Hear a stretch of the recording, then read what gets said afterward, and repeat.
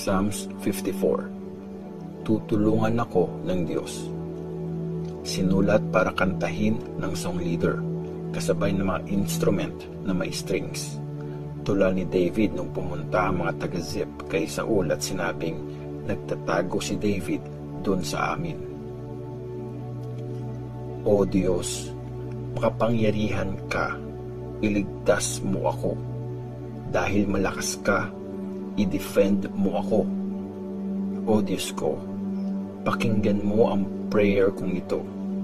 Makinig ka sana sa mga sasabihin ko. Kinakalaban ako ng mga mayayabang. Gusto akong patayin ng mga taong walang awa. Baliwala lang ang Diyos sa kanila. Pero alam kong tutulungan ako ng Diyos. Hawak ni Lord ang buhay ko. Ibabalik niya sa mga kaaway ko ang sarili nilang kasamaan. Tapat ka sa promise mo, kaya tatapusin mo na sila. Buong puso ako mag-o-offer ng sacrifice sa iyo.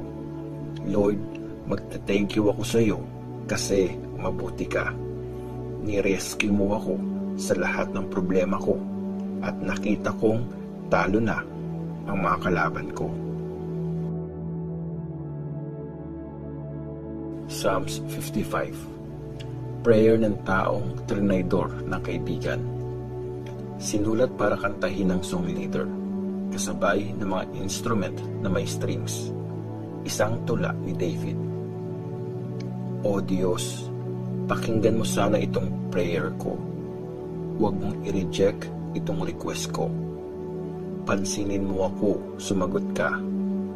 Ang dami kong problema, di ko na kaya. Gulong-gulo na ako sa banta ng mga kaaway at sa pang-aapi ng mga masasama. Pinapahirapan nila ako. Ayaw nila sa akin. Malalim ang galit nila. Kinakabahan ako. Di ako mapalagay. Natatakot ako. Ayoko pang mamatay. Nanginginig ako. Takot na takot. Nilalamon ako ng sobrang takot. Hay, sana nakakalipad ako kagaya ng kalapati. Aalis ako sa lugar na ito para makahinga naman. Lilipad ako sa malayong lugar. Doon ako sa desert titira. Hahanap agad ako ng masisilungan para maging safe ako sa malakas na hangin at bagyo. Lituhin mo sila, Lord. Guluhin mo ang pag-uusap nila. Kasi puro karahasan ang nakikita ko sa city. Ang daming nag-aaway. Di sila tumitigil, mapaumaga o gabi. Naghahasik ng lagim at gulo sa lahat ng lugar. Kahit saan ka tumingin, sobrang gulo. Nagkalat sa daan ang mga nanggigipit at manduloko. Kung kaaway ko lang ang lumalait sa akin, matitiis ko pa yun. Kung kalaban ko lang ang nagyayabang, pwede ko naman siyang layuan.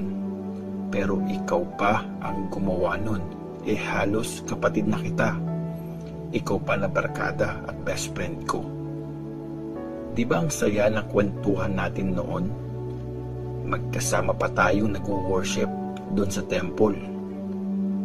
Sana biglang mamatay ang mga kaaway ko. Malibing sila ng buhay sa mundo ng mga patay. Kasi nakatira ang kasamaan sa puso nila. Pero kay Lord na aking Diyos, sa Kanya ako humihingi ng tulong at Siya magsisave sa akin.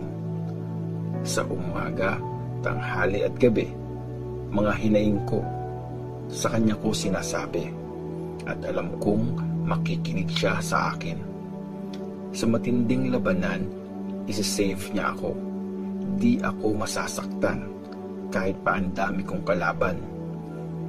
Nag-ahari ang Diyos simula pa nung unang panahon.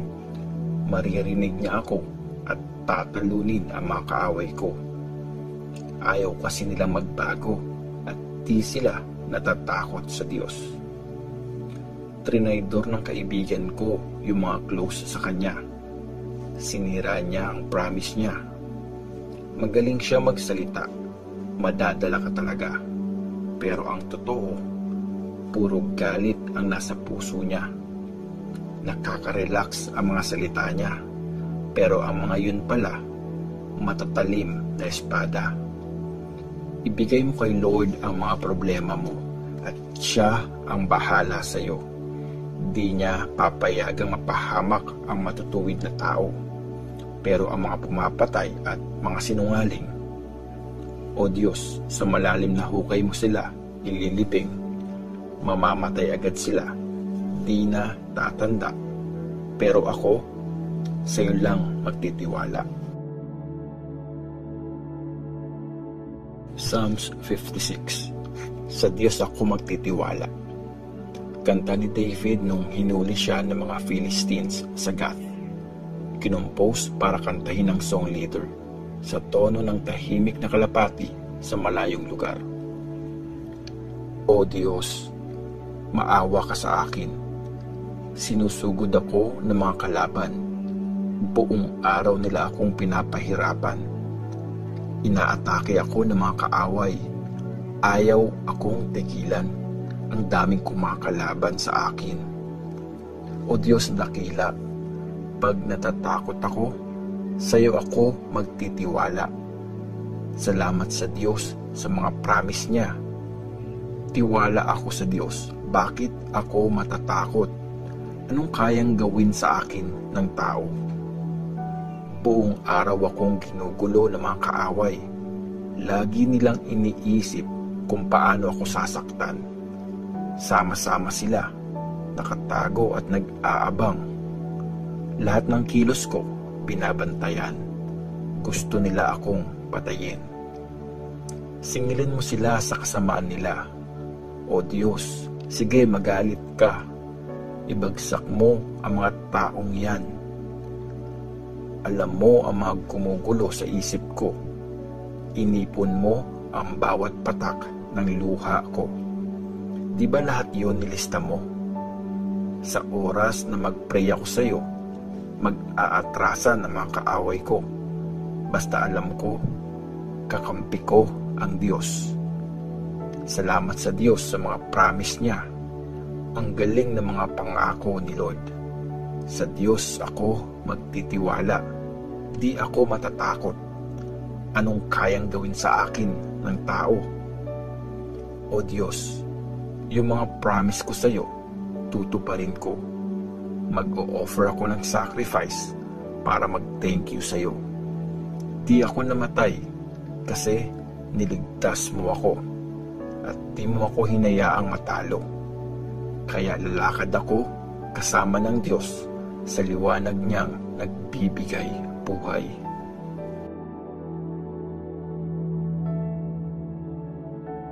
Psalms 57. Confident ako kay Lord. Kinumpose ni David para kantahin ng song leader ayon sa tono ng Huwag Mong Sirain. Sinulat niya nung nasa kuweba siya at tumatakas kay Saul. Maawa ka sa akin, O Diyos. Please, maawa ka. Kasi pag gusto kong maging safe, sa iyo ako pumupunta. Sa lilim ng pakpak mo, doon ako magtatago. Hanggang lumipas ang malalakas na bagyo. Tumatawag ako sa Diyos na pinakamataas, sa Diyos na nagbibigay ng lahat ng kailangan ko. Mula sa langit, tutulungan niya ako at ililigtas. Ipapahiya niya ang lahat na nagpapahirap sa akin. Ipapakita ng Diyos na faithful siya at wagas magmahal. Nakapaligid sa akin ang mga kaaway ko, parang mga gutom na layon na lalapa ng mga tao. Ngipin nila parang sibat at pana. Dila nila parang matalim na espada. O Diyos, purihin ka, lampas pa sa langit. Sa buong mundo, makita sana ang liwanag ng glory mo. Naglagay ng trap ang mga kaaway sa lalakaran ko. Sobra akong na-down. Naghukay sila sa dadaanan ko, pero sila mismo ang nahulog doon. O Diyos, confident ang puso ko, buo ang tiwala ko. Kakanta ako, pupurihin kita. Ire-ready ko ang sarili ko, pati na ang harp at lyre. Gigising ako bago pa sumikat ang araw. Magpapasalamat ako sa iyo, Lord, sa harap ng mga tao, sa harap ng mga bansa. Kakanta ako, pupurihin kita. Abot langit ang pag-ibig mong wagas.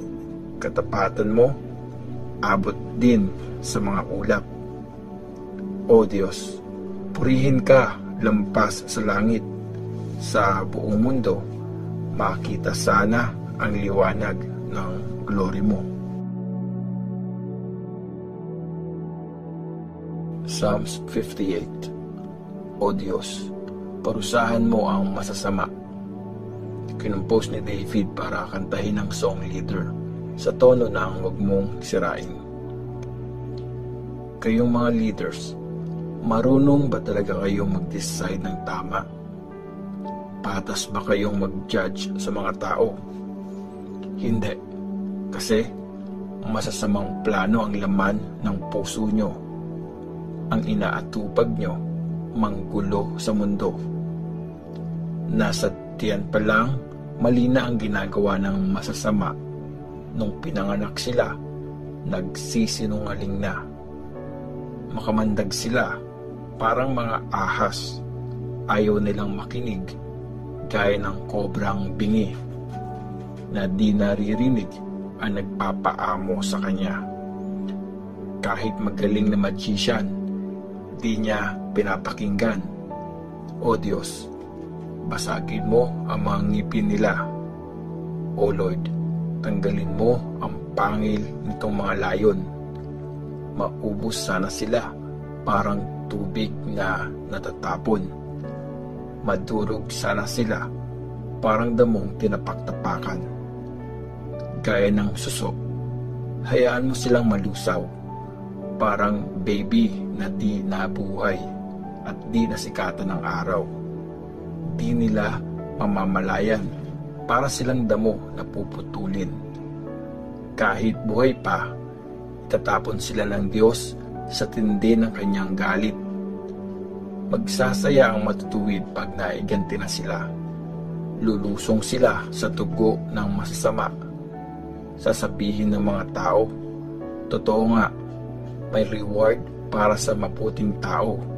May Diyos talaga. Siya ang judge ng mundo.